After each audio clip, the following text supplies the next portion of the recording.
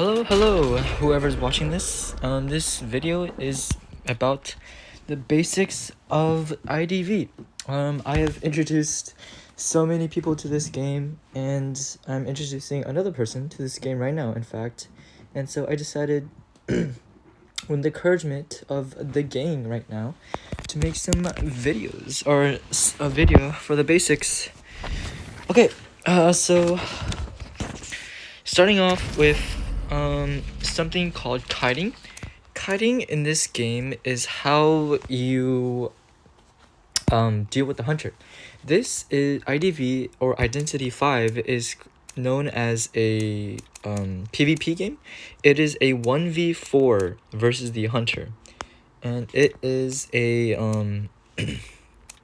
what do you call it?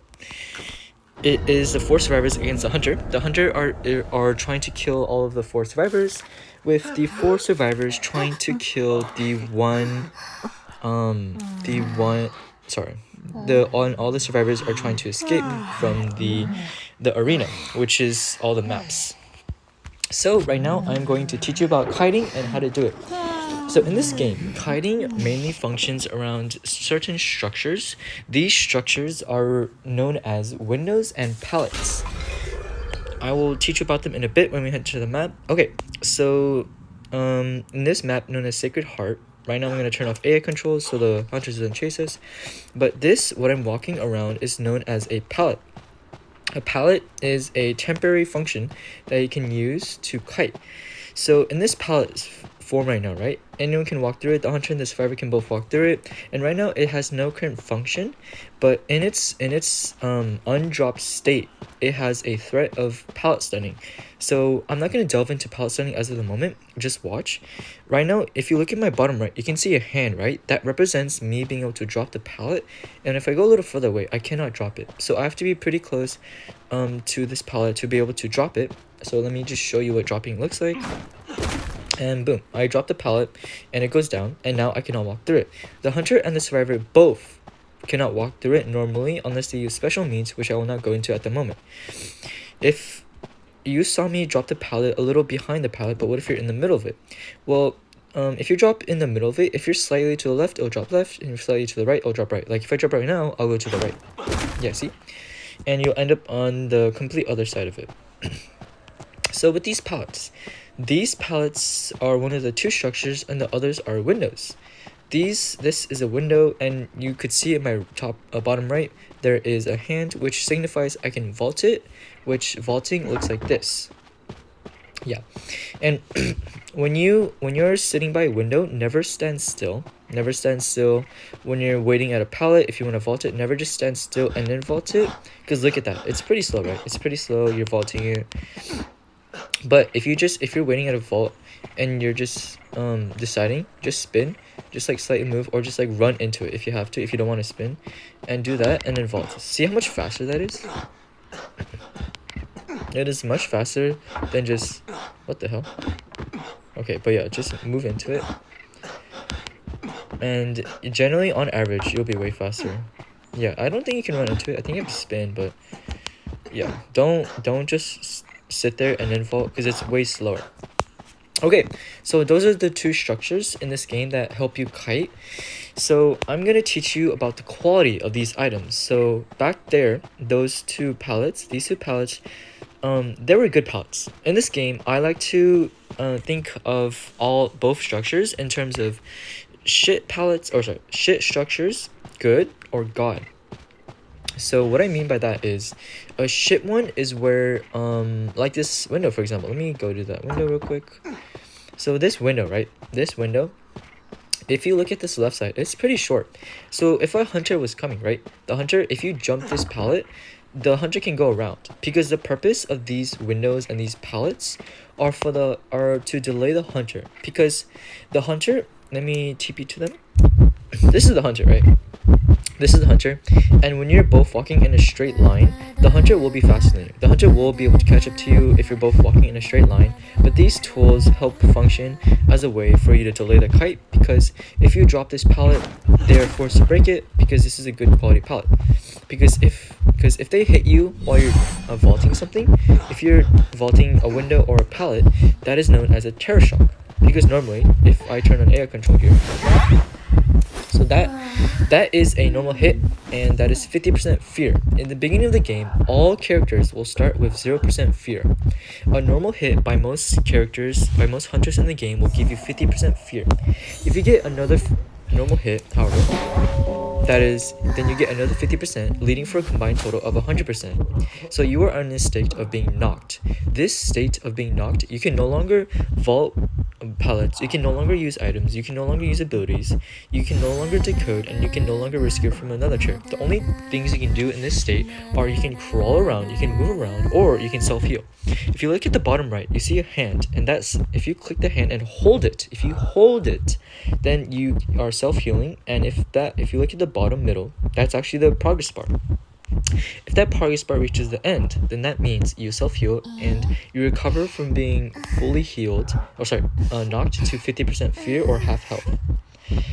This self-heal is a thing you can only do once in every game, because it is a trait on the persona tree. I will explain this persona tree later, but for now, just know that you can only self-heal once without assistance. So boom, I am now self-healed and I'm at half health and I can move again. Okay, so these pallets, for example, right? If I turn on air control, yeah, okay, that's not what I meant to do. Okay, I meant to have the hunter break them, but let's see if I can get that happening. Did they fucking blink? Oh my god. Are you serious? Whatever. Sorry. This is kind of not fun. Well, anyways, generally, if this is a hunter who has a good movement, who can kind of ignore these, they're a special character in that aspect, so ignore that. But this is a good quality pallet, right? If you jump it, if you're on that side, right? If they're a little away, pretend the hunter is at the cipher, they're chilling here, and you're here. That is a good distance to vault the window. But if they're here, or if they're even closer, if they're here and closer, do not vault the window. Take it, spin around, wait for them to hit you, and then vault it if you have to. If you absolutely need to vault it, but you think you'll get hit while vaulting, take the hit first and then vault.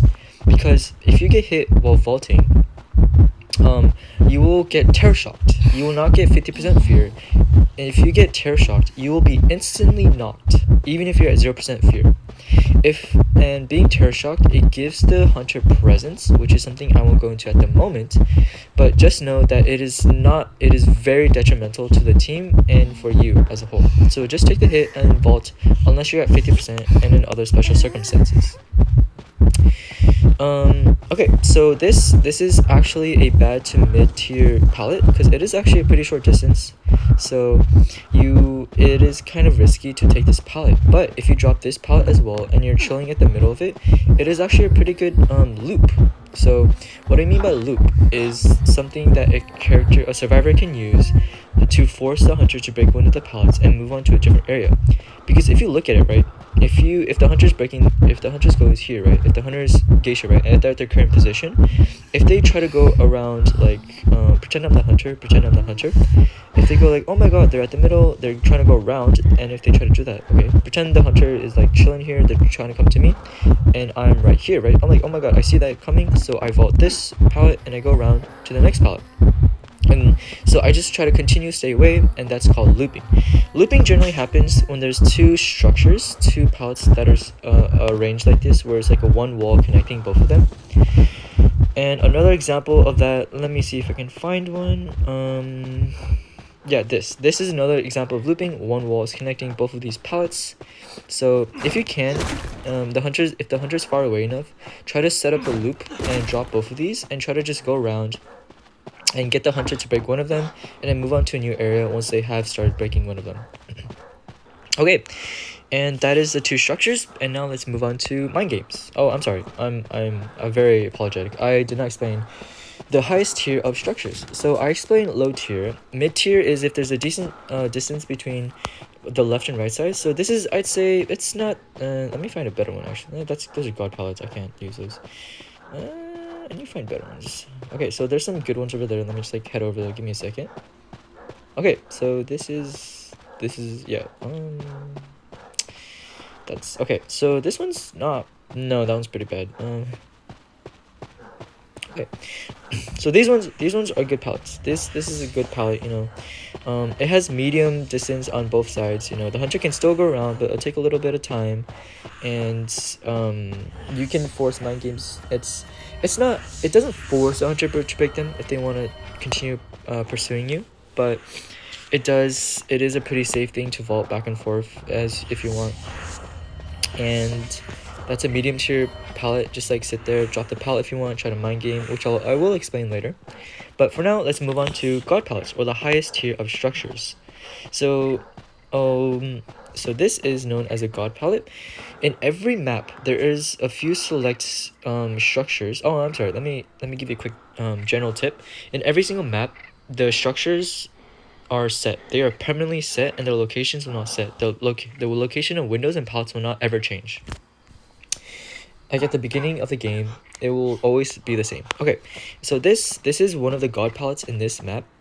What I mean by god palette is that they're forced to break this. It automatically creates a loop, and they have to break that. That is one of the most important palettes in the game. And if you create a loop, then those two palettes become a god palette automatically. But when the hunter breaks one of them, then it no longer becomes a loop and just a good palette. Okay, and mind games. So mind games is a interaction. It is a general strategy of kiting, but it is also something you always have to do, no matter if it's just interacting with palettes or structures. But for now, I will only talk about mind gaming in terms of the palettes and windows. So what I mean by mind gaming is, in this game, there's something called palette stuns. If a hunter is within the palette when I drop it like this, if the hunter was in that, they would be stunned. They would be stunned for 3 to 4 seconds, and the hunter does not want that, but the survivor wants that, right? So if a hunter is sitting where I am right now, right? If they're just sitting here and I'm here, right? Then the hunter wants to hit me, but they don't want to get palette stunned, right? But I want to palette stun them, and I don't want to get hit. So those are our goals, right? Those are our separate goals, the hunter and the survivor. And so we enter a state of mind gaming. Mind gaming, I like to think of it as a form of rock, paper, scissors, because the hunter has a bunch of different responses according to what they want, and the survivor has a bunch of different responses, and they each do what they think They each do what they think is best, considering what the other person is gonna do. For example, the hunter can walk through the palette and hit them, or they can stay behind the palette and hit. If the hunter just stays behind the palette and does not move forward, if they just sit here and hit, if I drop the palette while they're doing that, then I will get hit and there will be no palette stun. So the hunter achieves his goal, and I don't achieve my goal, because in this palette he can easily just walk around and continue chasing. So I lose in every sense in that state, and the hunter wins in every sense in that state. So you can consider it as they won that mind game. But if the hunter thinks I'm going to not do that, if they want to walk through it and hit me, then if I think they're gonna do that and I'm correct, if I drop the pallet and they're in it, right, then they will get pallet stunned and I will not get hit. That is good. That is very good. I pallet stunned them and I did not get hit, and the hunter did not hit me, and they got pallet stunned. That is a complete win in every sense for me, and a complete loss in every sense for the hunter. So I won that mind game. But there is another thing that the survivor can do in order to win that mind game, although it is not a complete win in the sense of a pallet stun. If the hunter, if the hunter's just sitting behind the pallet and they just hit through the pallet, I call that respecting the pallet. They are respecting the threat that the pallet represents. If the hunter walks through it, if they walk through it and hit, that is called disrespecting the pallet. They are disrespecting the threat that the pallet represents. If the hunter respects the pallet, if I think they're gonna do that, I can, instead of dropping it, or just not dropping it, I can veer to the side and they will hit at nothing, right? Once that happens, they cannot attack again for like point something seconds or like 1 second. So when they hit, and if they hit nothing, drop the pallet immediately and force them to go around. Once that happens, in this situation, I went to the left because if you look at this right distance, right, it's actually pretty short. So you want to go to the left because it is a longer distance and you have more time to react if they're going in the same direction as you, so you can go to the other side, or you can just go to the other side if they're going the other way as you. Yeah, and that's mind games concerning pallets. Oh yeah, another thing is that for, let's use this. Okay, let's look at this palette, right? If you look to the left, it's pretty short, you know, you can go around it pretty easily. And if you look to the right of it, it's also pretty short. Hunters can go around it pretty easily. So if it's open, I would say it's a good palette, but once the palette is dropped, the threat of the palisade is gone. So the rock, paper, scissors I was referring to disappears, and now you have to do a completely different mind game. So the hunter is faster than the survivor when they're not walking normally. This has already been established, okay? Let's say the survivor, me or you, is sitting on this side of the pallet, okay? Pretend you are on this side of the pallet, okay? You are on that side of the pallet, and the hunter is on this side of the pallet. So the goals remain the same, except there is no more threat of the pallet stun, except the survivor's goals have changed to forcing the hunter to break the pallet, and the hunter's goals have changed to hitting the survivor. Okay, just that. So what I mean by breaking the pallet is, if the hunter breaks the pallet, they have to take 3 to 4 seconds to break that pallet, and the survivor can use that time to go to a new area like this pallet and just like remain here, or if they have enough time, they can move even further. Because if you have enough time, you always want to prioritize distance, except in certain cases and against certain characters. Those are in cases of transitional hunters where you have to transition all the time, but I will not get into that at the moment. So what I mean by mind gaming around this pallet, if it has been dropped, the hunter will not break this pallet immediately because that is only bad for them. It will only get them a decrease in time, and you can freely transition. They don't want that. They don't want to at least try and hit you. So what I mean by mind gaming this pallet is, right, you want, if the hunter, right, like pretend you're still on that side, if the hunter goes around, right, they want to hit you, right, and you're thinking, oh my god, the hunter's coming, so I have to pallet. But if the hunter predicts that and they go here, they win that mind game, because you take at least a couple seconds to drop, because the hunter can easily come around. If they predicted you're going the other way, they can easily come around and hit you by the time you drop that pallet. It might even be a terror shock, but let's say you're lucky. Let's say you're lucky and you just finished vaulting. You're still at the very least taking a hit if they predict you correctly.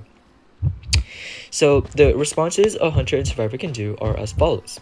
A survivor, when a hunter is walking around, they can just keep on running and predict that the hunter's gonna go around. In that case, they're just keeping on running, or they're gonna predict that the hunter is actually gonna come for them, in which case you vault. Those are the responses that a survivor can do. And what the hunter can do, they can go around and they can predict the survivor's gonna vault the pallet and go back, or they can predict the survivor's gonna keep on running and just gonna stay there and go after them. One thing that the survivor can do, an additional thing they can do for this mind game, if the hunter's coming this way, right, pretend the hunter's right here at the boxes, pretend they're still over there. Another thing they can do, if they predict the hunter is gonna come this way, or if they're gonna come this way, they can just keep on running this way. As long as the distance between on the right side or the left side, whichever way you're running, isn't too long, you can just go to the other side and just kind of loop around them. But if they get kind of close, you have to enter that mind game. But looping for distance, you can loop one pallet. It won't be as good as 2 pallets, obviously, as a loop, but it's still a response you can do. The mind game I just talked about with the will they come around, will they not, will they try to predict it, it's the same with this, like windows that have like this much distance where the hunter can try and predict you trying to do that. But yeah, that's it for the mind games in terms of pallets and windows. I already talked about terror shocking. That only happens when you're vaulting windows or pallets, except in certain cases, which I'll now go into in that moment. And you cannot get terror shocked when you're putting down a pallet. That is impossible to happen. on how to harass with different characters. Okay. Skill trees. Okay. And in this game, in the beginning of this video, I discussed that the survivors want to escape and the hunters want to kill everyone. So let's see. Let's turn on AI control, and let's wait for the hunter to kill someone. Yeah, we're just gonna wait. It shouldn't be that long, but let me explain some of that. What the fuck? Are they on me? What? Oh my god, they are. Coordinator, come back. I want you to die. But in this game, you see that on the top, that flashing thing? That is what's known as a cipher. And that is what the survivors need to use in order to escape the arena. Because in order to do so,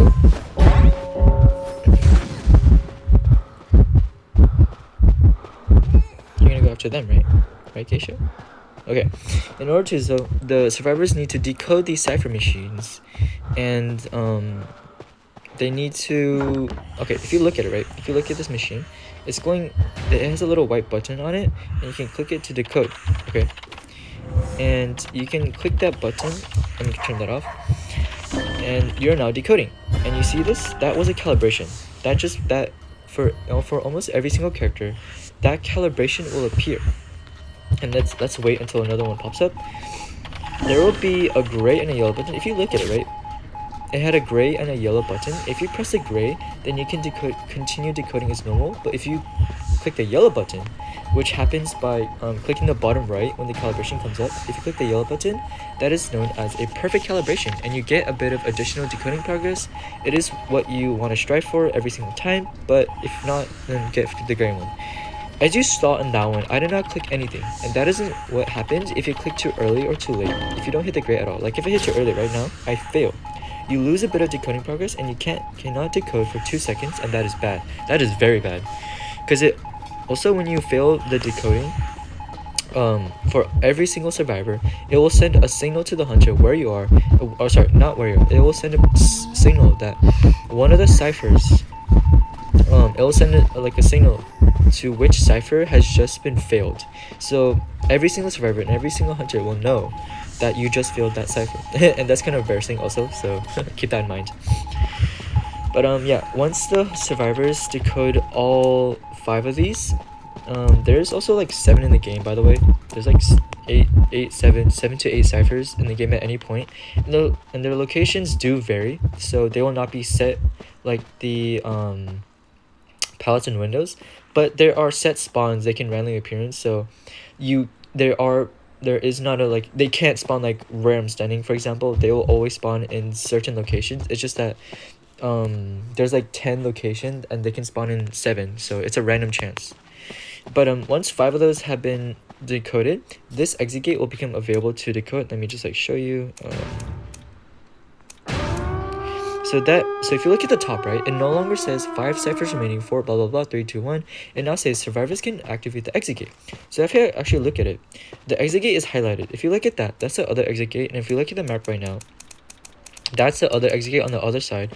And we can see, if we go behind like a wall, right, you can also see it. So all survivors and all hunters can see the exit gates are. They can also look at the map, but this is also just really helpful. So when you get close to it, you can start decoding it. And once this has been opened, it takes like 18 seconds, I believe. Once this has been opened, all survivors, or if you go and leave it, you officially escape. And if 3 or more survivors escape, that is considered a win. And if 1 or less survivors escape, then that is considered a win for the hunter, or a loss for the survivors. So if you leave this boundary, if you leave past that place, if you keep on walking, which I won't because I have to keep talking, if they keep walking, then you escape. And yeah, let's see. Okay, well, let's do that one more time, but this time let's take into consideration rescuing. Okay, so rescuing is something that you need to have when you're playing this game called IDV. As you saw, I spawned in the same location. Well, that's not really important, but hold on, give me a second. Okay, so if you look right here, this is called a rocket chair. This is what the hunters use to kill the survivors. Once a survivor has entered a knocked state, the hunter can pick them up and put them in one of these rocket chairs. These rocket chairs then start a countdown. Let me have the hunter kill one of them. I don't want to die. Oh fuck, are you serious? Okay, whatever, I'll just die. Okay. Yeah, so I just won that mind game. I'm going around. They're gonna hit me. I'm in range. So I get hit. You don't want to stay at the same place if you get hit, because you get a speed boost. And so when you want to use that speed boost to go to a new area. And so I'm at a mind game. I threatened that. They walk.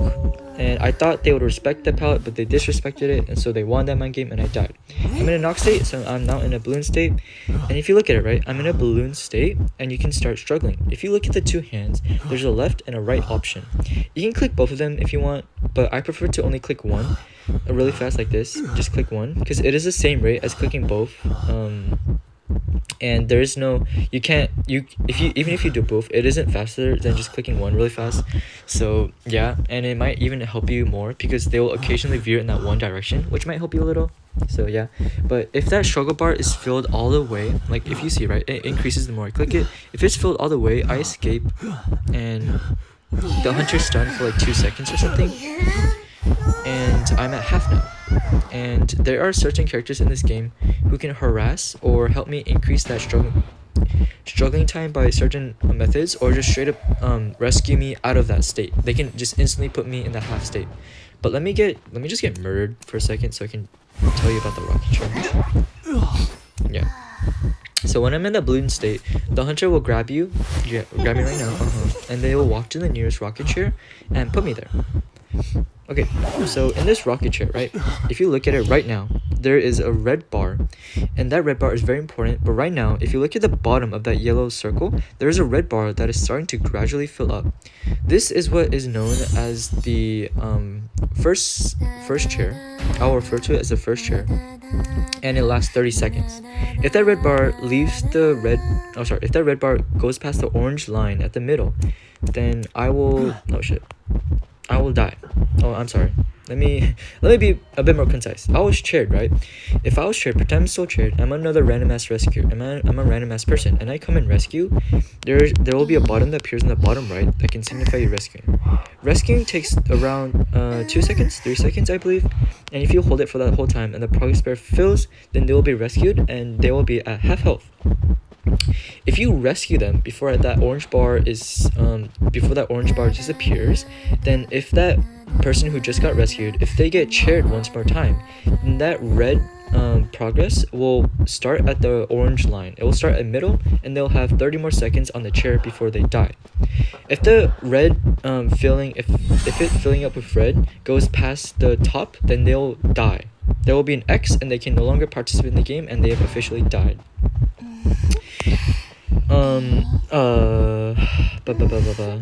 What else?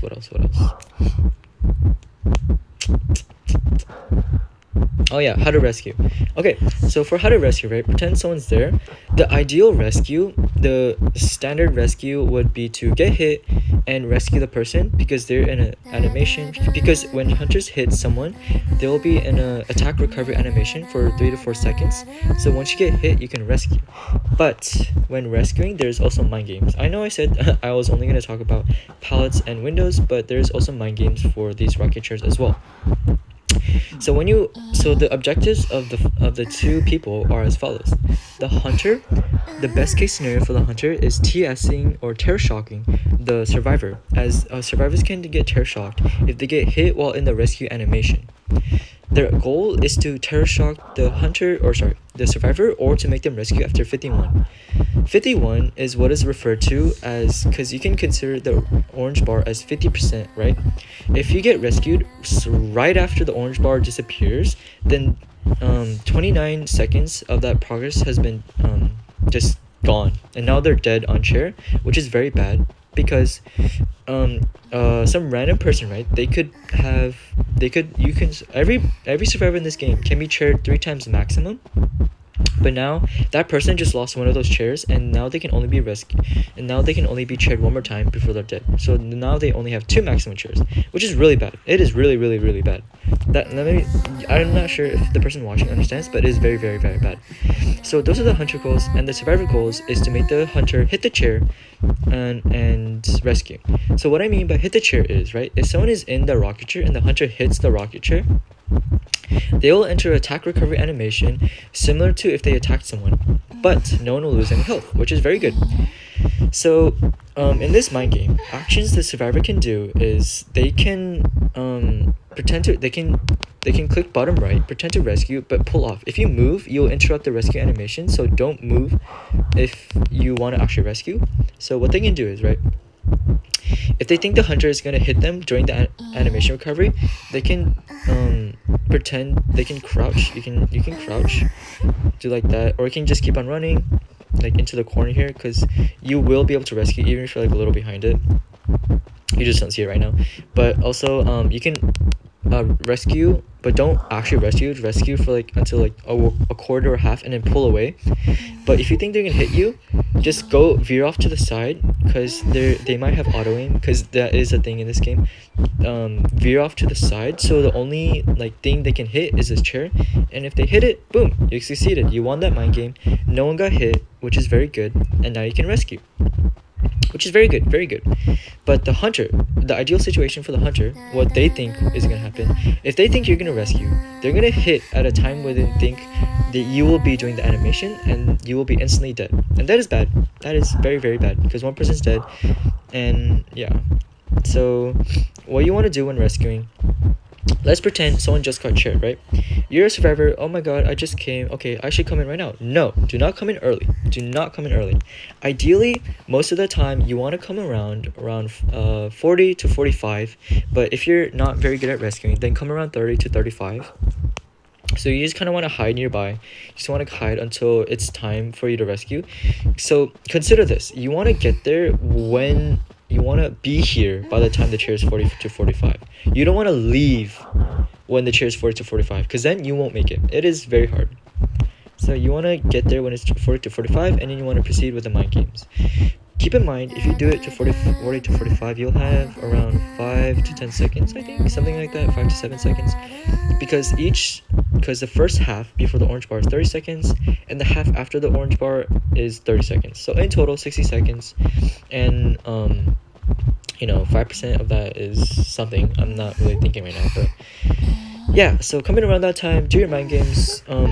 The standard rescue would be you get hit and then you rescue, blah blah blah, and yeah, unless they have special camping abilities, but I will not cover that in this general video. And that's basically it with this, at least with general guides for in-game at least. So out of game, there's this thing called persona skill tree, which I mentioned earlier in the video. So the persona skill tree, you can access it by going to the bottom right. You see this closed book, click it, and then you see the view notebook characters, click that one more time, and then look at the right of it. It says hunter and persona, and you want to click on the persona. You can also access it by clicking on some random survivor, clicking on the image. Oh, sorry, not the image. Clicking on this button, clicking on like the, I don't know, what is that? Some wrench and a hammer. Click on that, and you'll also access the persona, but it doesn't matter how you do it. Just try to access it. You can click this, and boom, you're in the persona. Okay. The persona is one of the most important things in this game. It is so important. I don't know how to tell you how important it is, but so consider the persona skill tree as a clock. This is 12 o'clock, this is 3 o'clock, this is 6 o'clock, and this is 9 o'clock. Each direction are important skills crucial to the survivor. Every survivor has access to this, and the hunter also has access, but a different version. They have their own 12, 3, 6, 9, but survivor, they have their important skills. I'm going to introduce each skill to you, each direction, and they are core parts of a survivor's kit.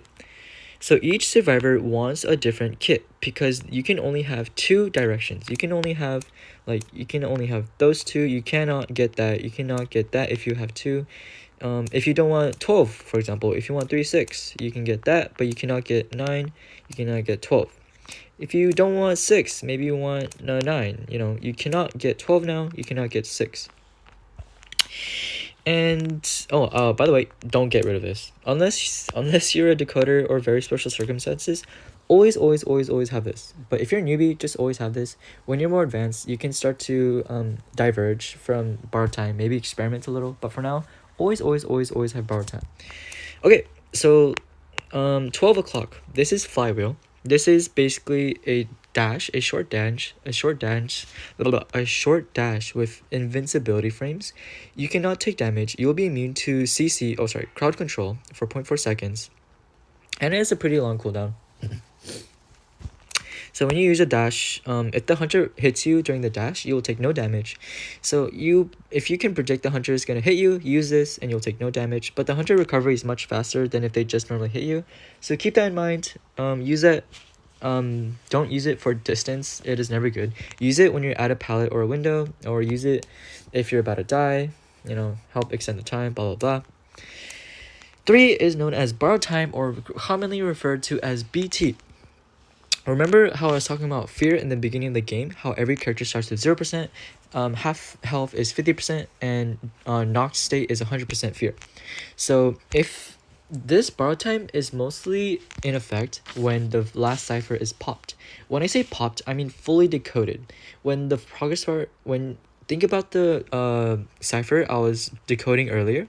If that yellow bar fills up all the way, that is referred to as popped.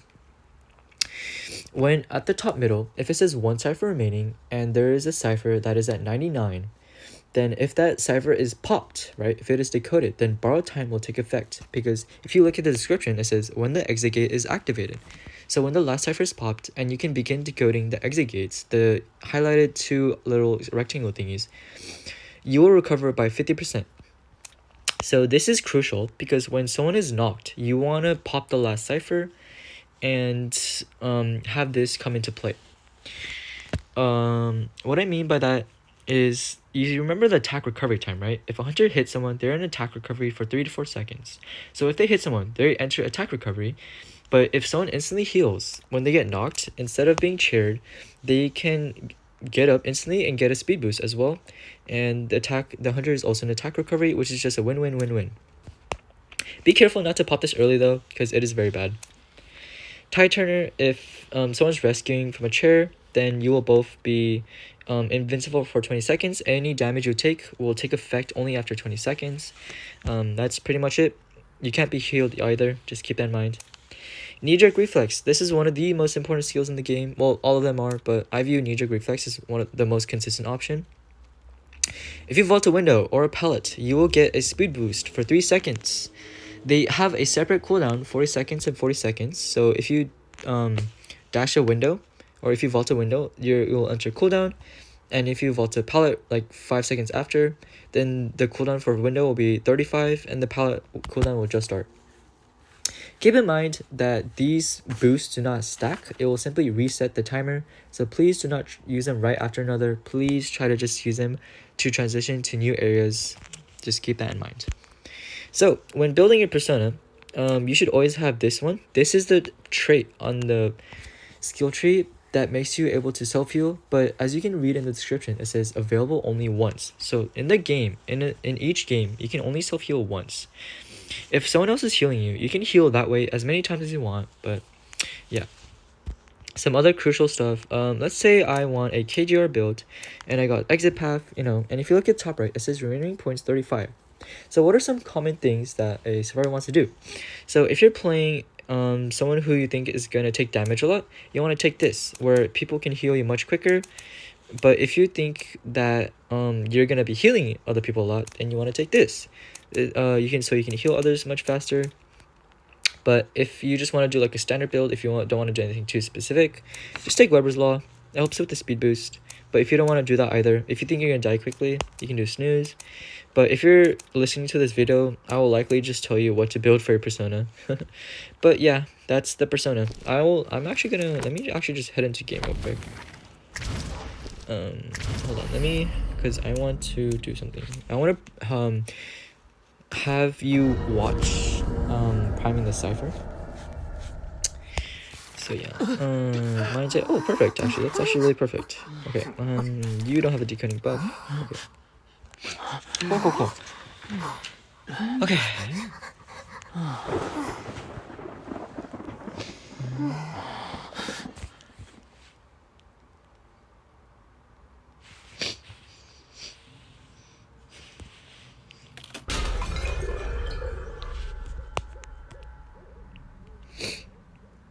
Okay, it's probably gonna take a while, but 1, 2, 3. Okay.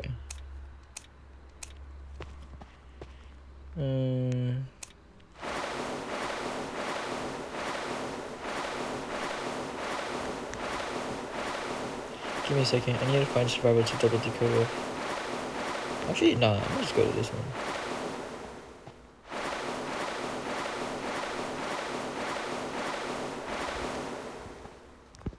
Okay, so we're just gonna be sitting here for 81 seconds because that is the time it takes for the cipher to be decoded. Let's see. Okay, I'll talk about the category of survivors in this game. So in this game, I like to think of it in terms of 4 categories. There are kiting characters, there are supporting characters, there are harassing characters, and there are decoding characters. So what I mean by that is kiting characters are characters who have abilities or inherent kits that have like items or whatnot, special abilities, blah blah blah blah, that help them kite longer, that help them have a longer time of being chased by the hunter and not dying. Decoders are people who can decode faster. They have a buff. Oh, sorry. Let me go back to the kiting people. Kiting as well as nah. You know what? Nah. Kiting people don't generally have a decoding debuff unless some special circumstances. But for decoders, they usually have a buff to their decoding. Some have a 15%, some have a 22%. But in exchange for this decoding debuff or decoding buff, I'm sorry. They will get a kiting debuff, so they will have a weaker kiting ability. Like their pallet dropping speed will be decreased, their vaulting speed will be decreased, other stuff, whatnot. And rescuers, they're the people who have strong abilities in rescuing. They can get to the chair quickly. They're harder to TS, blah blah blah. Those people have a decoding debuff most of the time, but they can rescue much more easily and usually being tide turner. Kiters usually being KGR or flywheel, and decoders can usually bring KGR, but sometimes they bring full kite build, which is also just a knee-jerk flywheel and knee-jerk reflex and flywheel. And the last category I like to refer as is, I'm sorry, not the last category, but harassers.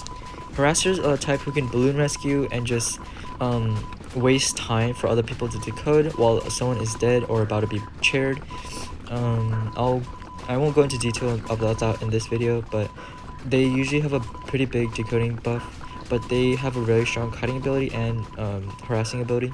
Supports are people who help other people decode, help other people harass. They're just helping characters in general. They help transition, etc, etc.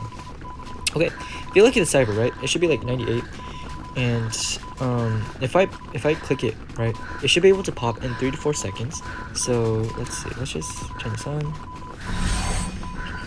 Right, no, do not touch it. No. Well, okay, well, it did its job.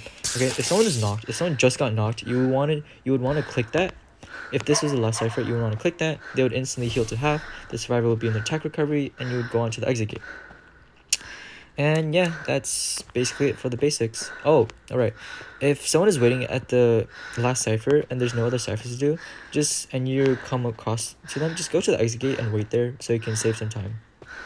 That's basically it for the generals, I think. Yep. Alright. Thank you. If you have any questions, ask me.